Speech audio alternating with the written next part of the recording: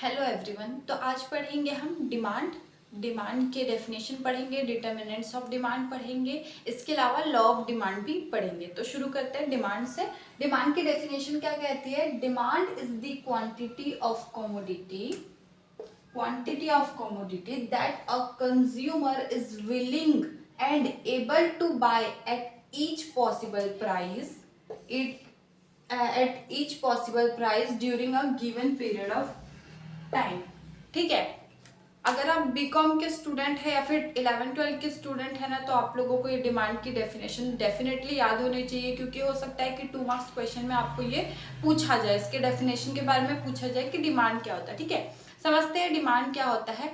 Demand एक ऐसी quantity of commodity को बोला जा रहा है जिसके लिए एक कंज्यूमर सक्षम है कि वो उस कमोडिटी को खरीद सकता है और चाहता है कि वो उस कमोडिटी को खरीद ले एक पॉसिबल प्राइस पे, यानी कि एक ऐसी प्राइस भी होनी चाहिए जिसको एक कंज्यूमर अफोर्ड कर सके। ठीक है, एक पीरियड ऑफ टाइम के लिए, सिर्फ एक पीरियड ऑफ टाइम के लिए ही जो है अगर एक कंज्यूमर कमोडिटी के लिए डिमांड करता है, सिर्फ उसी को ही डिमांड बोला जाएगा। ठीक है, इसमें बहुत ज़्यादा इंपॉर्टेंट ये फैक्टर्स है कि एक पॉसिबल प्राइस होना चाहिए जिसको एक कंज्यूमर जो है अफोर्ड कर सके। ठीक है, जिसके लिए वो कंज्यूमर उसको डिमांड कर सके, उस कमोडिटी को, ऐसी अफोर्डेबल प्राइस होना ज़रूरी है। इसके अलावा पीरियड ऑफ टाइम बहुत ज़्यादा इंपॉर्टेंट फैक्टर है, क्योंकि डिमांड, अगर आप पढ़ाई कर रहे हैं डिमांड की, तो ये बहुत ज़्यादा इंपॉर्टेंट है कि एक डिमांड सिर्फ हमेशा स्टडी किया जाता है एक पीरियड ऑफ टाइम के लिए। ठीक है, एक पीरियड ऑफ टाइम के लिए स्टडी किया जाता है, ना कि सालों साल या फिर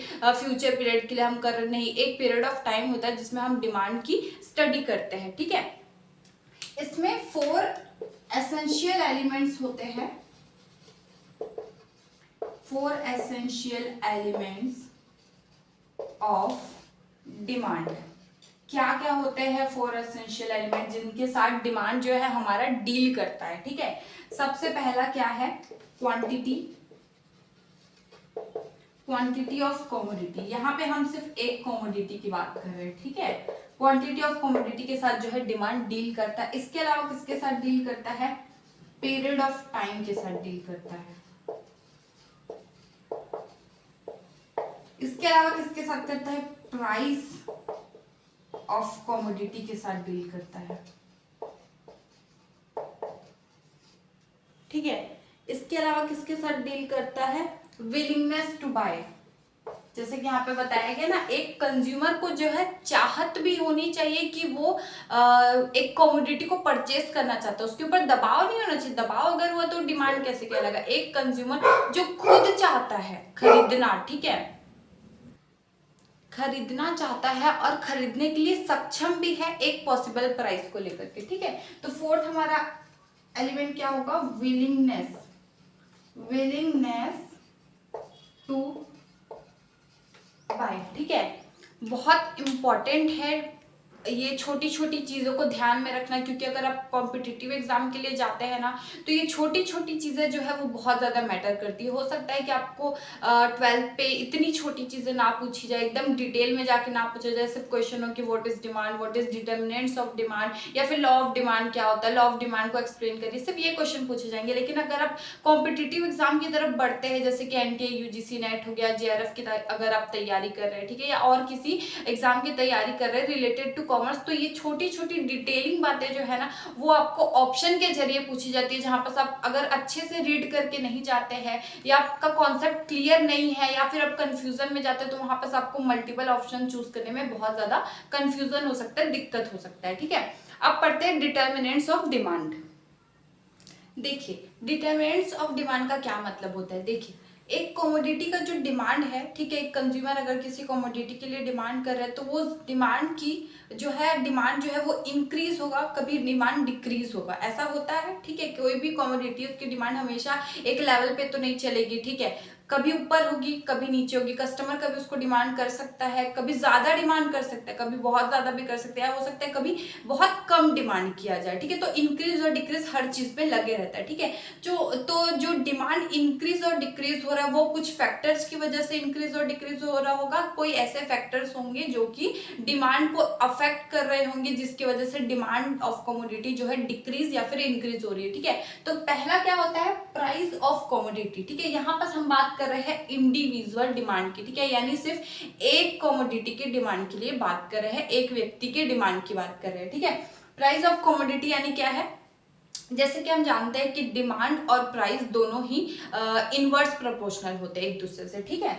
क्या होता है, डिमांड और प्राइस इनवर्स प्रोपोर्शनल होते हैं, ये दोनों पैरेलल नहीं चलते, ठीक है। अगर आपका प्राइस इंक्रीज हो रहा है डिमांड आपका डिक्रीज होगा, अगर आपका डिमांड इंक्रीज हो रहा है तो प्राइस क्या होगा, आपका डिक्रीज होता जाएगा, ठीक है। तो प्राइस ऑफ द कमोडिटी क्यों बोला जा रहा है यहाँ पर, क्योंकि जो एक कमोडिटी, समझ लीजिए कमोडिटी कौन सी मान लेते हैं, एप्पल, ठीक है। एप्पल हमारी यहाँ पे कमोडिटी है। अब इसका प्राइस जो है वो पहले है 50 हाफ केजी के लिए, 50 रुपीज फॉर हाफ केजी, ठीक है। अब इसका डिमांड हो सकता है उस वक्त 10 हो, ठीक है। डिमांड क्या हो सकता है उस वक्त 10 हो, लेकिन जैसे ही इसका प्राइस जो है बढ़ता जाएगा, समझ लीजिए ये 80 केजी हो गया, 80 फॉर हाफ केजी हो गया, ठीक है। तो इसका जो डिमांड है वो डिक्रीज हो जाएगा, कितना से हो सकता है डिमांड इसका 5 हो जाए, ठीक है।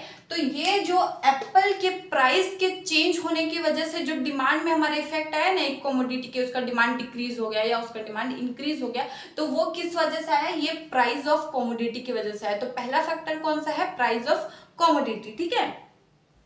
सेकेंड हमारा कौन सा डिटर्मिनेंट होगा जो कि हमारे डिमांड को इफेक्ट करता है, वो होगा प्राइस ऑफ रिलेटेड गुड्स, ठीक है। अभी मैं आपको बताती हूँ कि प्राइस ऑफ रिलेटेड गुड्स क्या होता है, या फिर रिलेटेड गुड्स हम किसको कहते हैं, रिलेटेड गुड्स। अब देखिए रिलेटेड गुड्स में दो प्रकार के गुड्स होते हैं, एक होता है सप्लीमेंट्री गुड्स, क्या होता है, सप्लीमेंट्री गुड्स, एक होता है कॉम्प्लीमेंट्री गुड्स,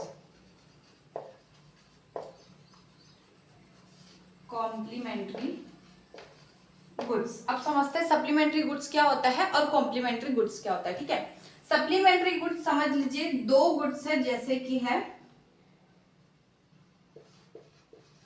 एक हो गया कॉफी, एक तरफ हो गया हमारा टी। अब देखिए जो टी के लिए डिमांड कर रहे हैं, ठीक है, अगर टी की प्राइस इंक्रीज हो जाती है, समझ लीजिए टी की प्राइस हमारी है 10 रुपीज, एक पैकेट की 10 रुपीज है, ठीक है। तो कुछ लोग हैं जो टी के लिए डिमांड कर रहे हैं, और कॉफी की जो प्राइस है ना, सॉरी कॉफी की प्राइस हमारी उस वक्त है 20 रुपीज। अब देखिए क्या होता है, टी की जो प्राइस है वो फ्यूचर में जा करके हो जाती है इंक्रीज और हो जाता है 50 रुपीज, ठीक है। अब 50 रुपीज हो गया है, अब कॉफी की प्राइस जो है वो कांस्टेंट चल रही है, अगर नहीं भी चल रही, ये भी अगर इंक्रीज हो रहा है तो ज्यादा से ज्यादा समझ लीजिए 30 इंक्रीज हो रहा है। तो यहाँ पर जो हमारे कंज्यूमर होते हैं वो क्या करेंगे, टी को छोड़ करके वो शिफ्ट हो जाएंगे कॉफी की तरफ। कौन सी कमोडिटी की तरफ शिफ्ट हो जाएंगे, कॉफी की तरफ शिफ्ट हो जाएंगे, टी को छोड़ देंगे और कॉफी की तरफ शिफ्ट हो जाएंगे, क्योंकि एक कंज्यूमर को हमेशा एक अफोर्डेबल प्राइस चाहिए, ठीक है। अब ये दोनों जो कमोडिटी है वो एक दूसरे के सप्लीमेंट्री कमोडिटी है। आई थिंक यहाँ पे सब्स्टिट्यूट गुड्स होना चाहिए, मैंने गलती से सप्लीमेंट्री गुड्स लिखा दिया, यहाँ पर होगा सब्स्टिट्यूट गुड्स, सब्स्टिट्यूट गुड्स, ठीक है, सब्स्टिट्यूट गुड्स। अब ये दोनों एक दूसरे के क्या हो गए, सब्स्टिट्यूट्स हो गए, यानी कि हम क्या कर सकते, अगर हमारे पास टी नहीं है उपलब्ध तो हम क्या करेंगे, कॉफी पी सकते हैं, अगर हमारे पास कॉफी नहीं है तो क्या कर सकते हैं, हम चाय पी सकते हैं, ठीक है। ये दोनों आपस में एक दूसरे के सब्स्टिट्यूट है, तो ऐसे गुड्स को हम क्या कहते हैं, सब्स्टिट्यूट गुड्स बोलते हैं। अब देखते हैं कॉम्प्लीमेंट्री गुड्स क्या होता है। देखिए समझ लीजिए एक तरफ है ब्रेड, एक तरफ है हमारा बटर।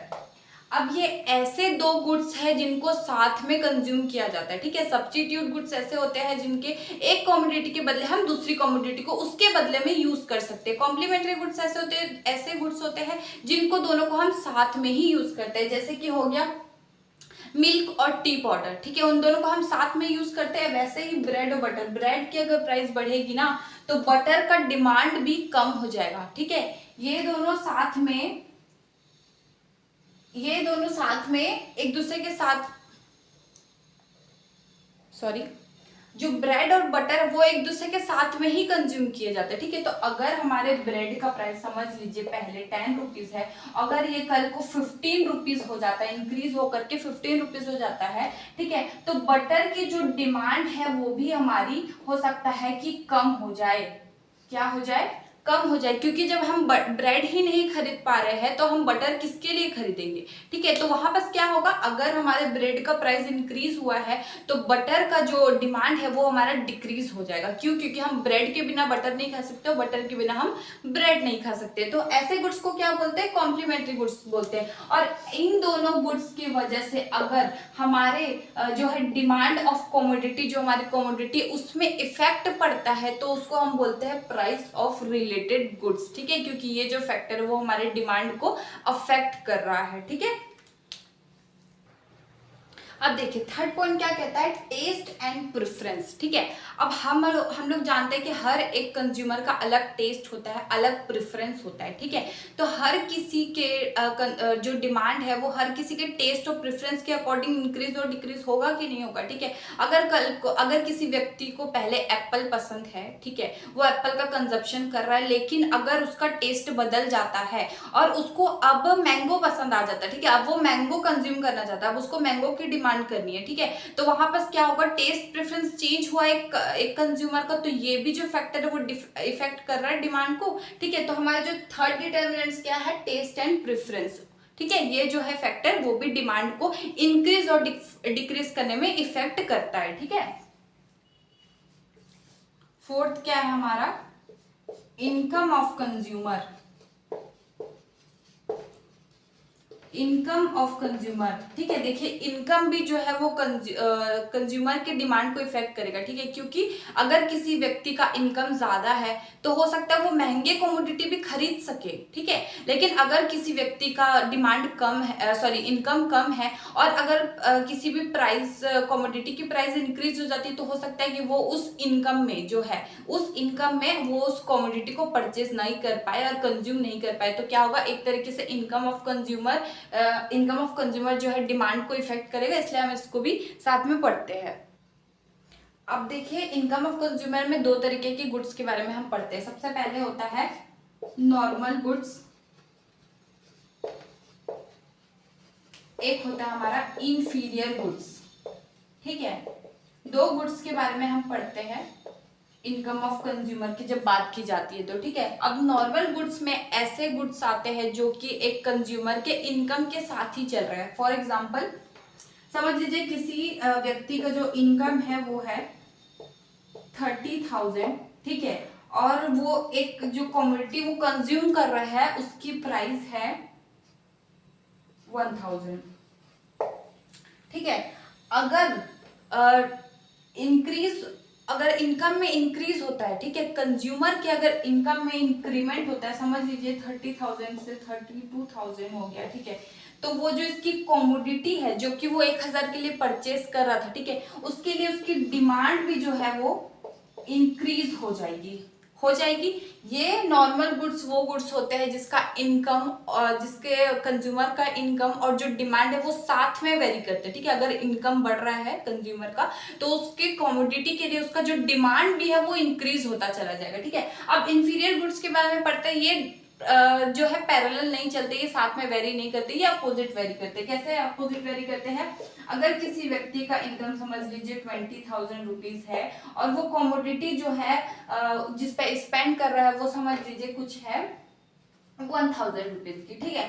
अगर यदि इसका जो है प्राइस बढ़ जाता है, कमोडिटी का अगर प्राइस बढ़ जाता है, ठीक है, समझ लीजिए ये 1,000 से हो जाता है 1,500 रुपए का, ठीक है, प्राइस जो है हमारी कमोडिटी की वो बढ़ गई। मैं यहाँ पे लिख देती हूँ प्राइस, ठीक है, प्राइस जो हमारी बढ़ गई।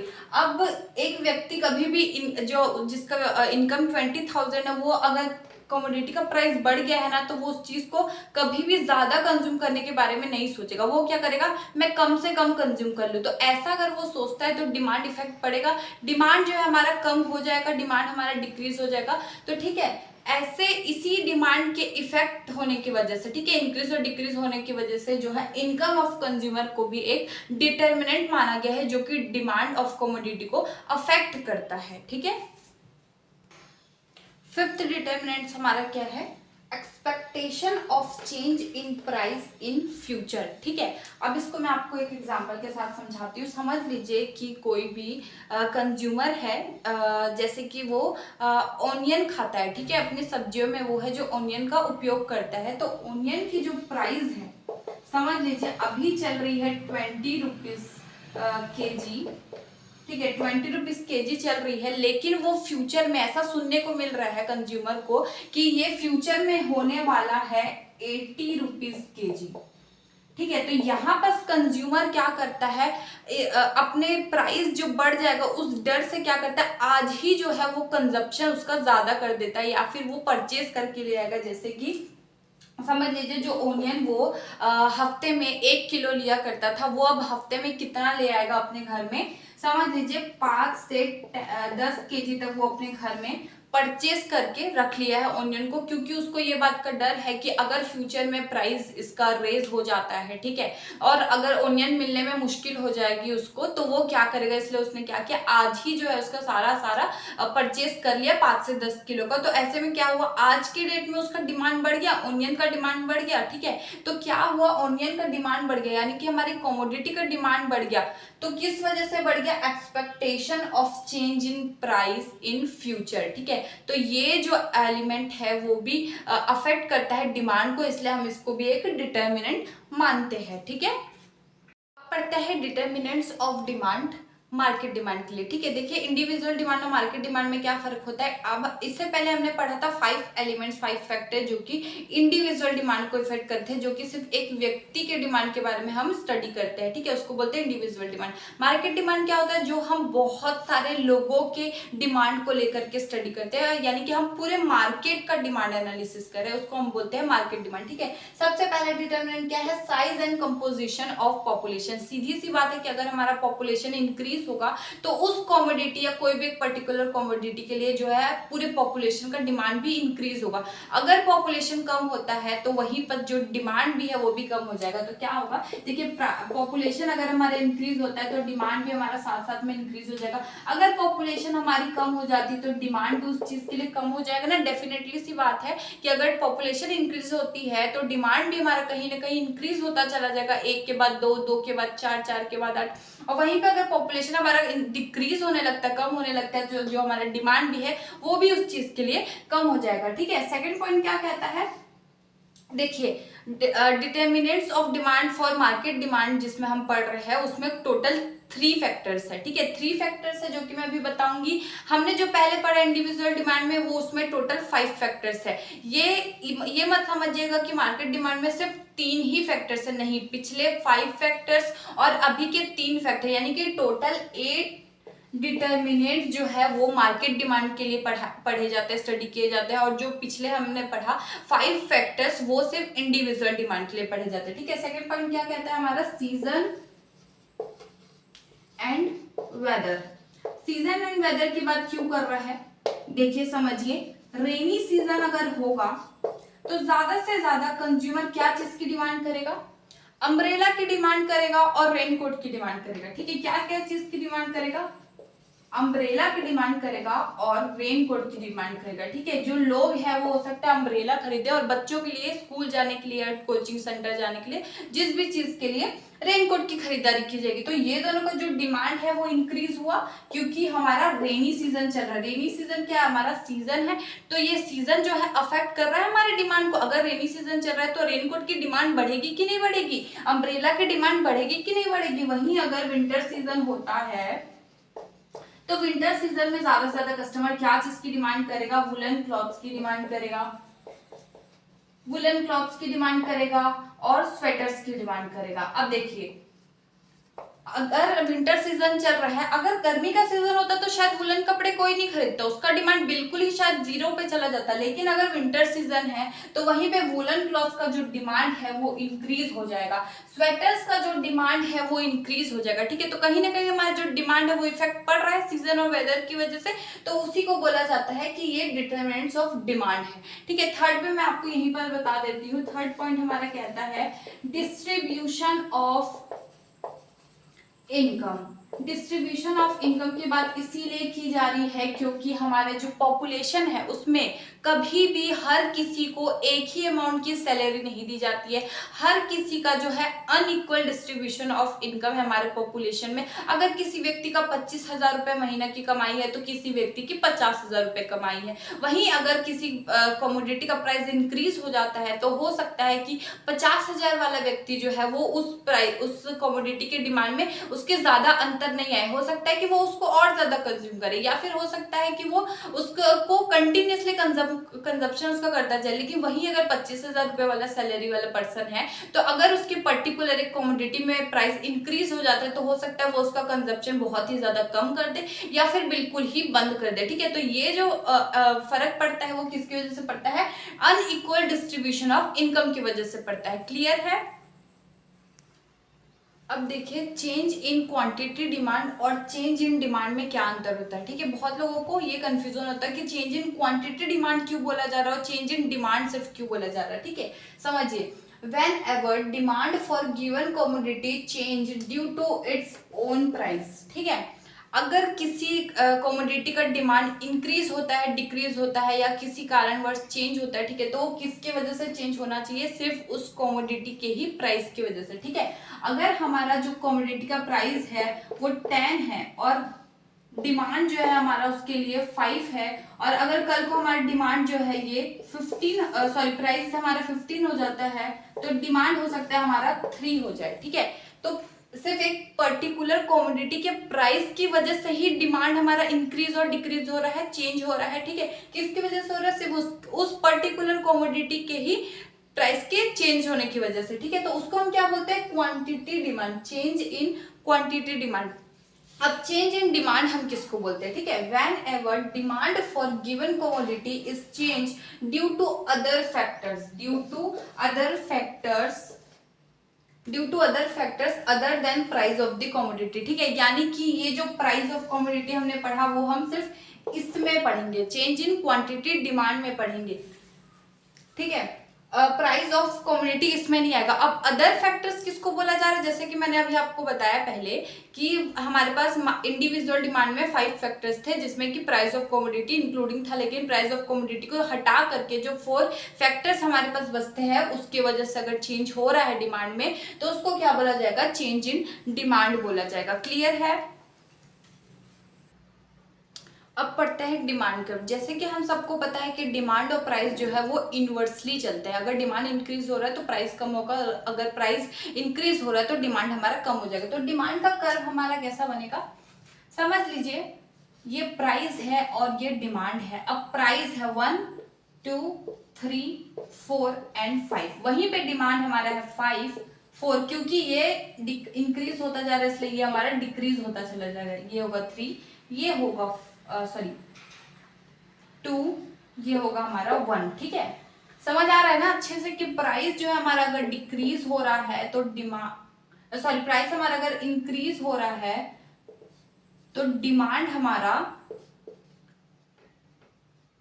डिक्रीज होगा। समझ में आ रहा है? ठीक है, तो ग्राफ कैसे बनेगा हमारा,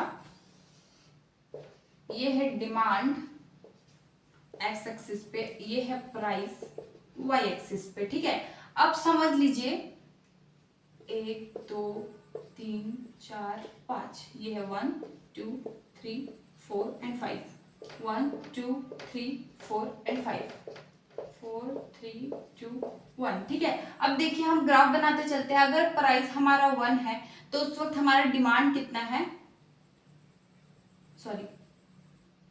प्राइस अगर हमारा 1 है तो डिमांड हमारा कितना है, इतना है। ऐसे नहीं बनाते ना तो कंफ्यूजन हो जाएगा। ठीक है, जब प्राइस हमारा 2 है तो डिमांड हमारा क्या है, 4 है।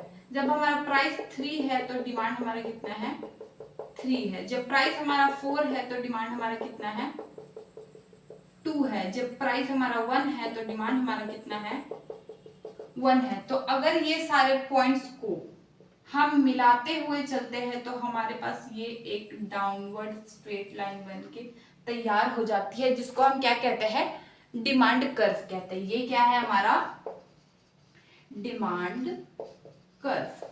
ठीक है, अभी हम एक इंडिविजुअल डिमांड के बारे में बात कर रहे हैं, एक व्यक्ति के डिमांड के बारे में बात कर रहे हैं जो कि डाउनवर्ड स्लोपिंग है, फ्रॉम लेफ्ट टू राइट। ये बात इंपॉर्टेंट है, याद रखना। डिमांड का जो डिमांड कर्व होता है उसको हम क्या बोलते हैं, downward sloping from left to right. कोई राइट टू लेफ्ट मत लिख के आ जाना, ठीक है, लेफ्ट टू राइट होता है। वही मार्केट डिमांड अगर होगा, ठीक है, वहीं अगर हम मार्केट डिमांड के बारे में स्टडी करें तो मार्केट डिमांड क्या है, हर एक इंडिविजुअल डिमांड का कॉम्बिनेशन ही तो है। अगर इंडिविजुअल डिमांड ऐसा ऐसा हो रहा है तो मार्केट डिमांड क्या होगा, वो सबका एक मिक्सचर ही तो होगा। समझिए, ये है एक इंडिविजुअल का डिमांड, ये है दूसरे इंडिविजुअल का डिमांड। अभी वही अगर हम मार्केट डिमांड की बात करें तो मार्केट डिमांड कर्व कैसा बनेगा, ये दोनों का ही मिला करके कुछ इस तरीके का बनेगा। अब यहाँ पे हम इसको लिख देते हैं मार्केट डिमांड, जिसको हम फ्लैटर कहते हैं। ठीक है, मार्केट डिमांड के कर्व को क्या हम कहते हैं, फ्लैटर कहते हैं, क्योंकि ये इंडिविजुअल डिमांड का कॉम्बिनेशन ही है जो कि फ्लैटर के रूप में हमें देखने को मिलता है। नेक्स्ट वीडियो में मैं आपको पढ़ाऊंगी लॉ ऑफ डिमांड क्या होता है। इस वीडियो में टाइम नहीं मिल पाया, इसी में ही टाइम हो गया, इसलिए मैं नहीं पढ़ा पाई लॉ ऑफ डिमांड, लेकिन नेक्स्ट वीडियो होगा लॉ ऑफ डिमांड के लिए। ठीक है, अगर आपको कोई भी कॉन्सेप्ट नहीं समझ आ रहा है या आपको कोई एक नया टॉपिक पे स्टडी करना है, आप चाहते हैं कि मैं आपको वो टॉपिक पढ़ाऊँ, तो मुझे कमेंट्स में ज़रूर बताइएगा। Thank you.